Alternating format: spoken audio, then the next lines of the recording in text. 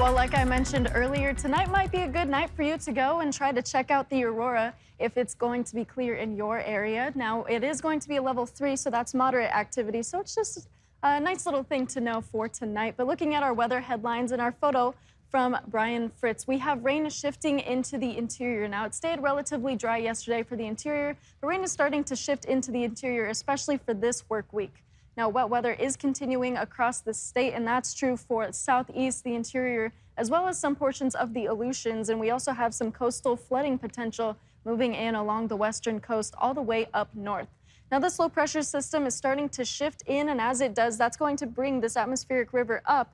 And as that starts to shift up north just a little bit more, that's going to bring in some of those more rainy and flooding potentials into the western coast of Alaska. Now, this includes erosion, high winds, as well as that heavy rain potential. And we'll be jumping into that in a little bit. But then we also have this system and this flow moving through southeast, and that's continuing to bring up a lot of moisture for the southeast region as well. So you already saw quite a bit of rain yesterday, and you're going to continue to see that moving into tomorrow. You can even see that looking ahead for the morning portion in southeast especially. Some of those more moderate rain showers moving on through, highlighted in yellow, and then some of those more higher elevation regions are likely to get some snow moving in through Monday, but then even progressing into Tuesday, especially Tuesday this week and moving through Thursday, you're going to get some heavy snowfall in the Brooks Range. So that's something that's good to know, just in case you wanted to know. But the Aleutians are also going to face some high wind gusts moving into Tuesday. Now, that's from that flow that's starting to move in, and you can already see that gale warning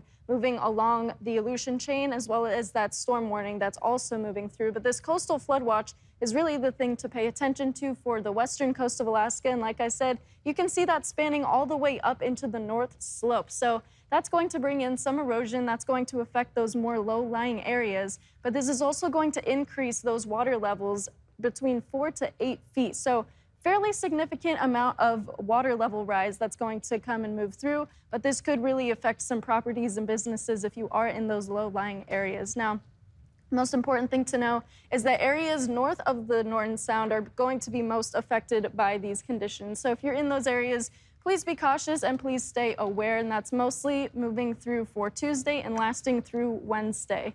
Now, just with our expected rainfall moving on through, we're starting to see a shift from that western coast, and that's going to start to push into the interior. So you're going to start to notice that mostly for Fairbanks and Galena as well, much less in South Central, but a little bit more in Seward. And then, of course, Southeast is continuing to see more of that rainfall moving in, with over an inch of rain in many areas in Southeast.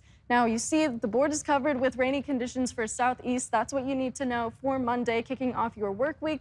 Temperatures are still staying relatively normal for this time of year, but shifting into the interior, we're seeing those cloudier conditions. We're going to see some light drizzle moving on through. We're going to see a lot more rain moving on into Tuesday. The North Slope also staying fairly overcast, catching a little bit of those drizzly conditions. Temperatures still staying a little bit cooler, down in the 30s for tomorrow. Western Alaska seeing a lot of that rain moving on through across the board. It's going to get a little bit windy in some areas like Gamble and Kotzebue, but then, of course, much windier in the Aleutians, with gusts up to 40 in Cold Bay. But most of those windy conditions are really going to move through by Tuesday. So Tuesday is the day for most areas where you're really going to catch those rainy conditions and those windy gusts.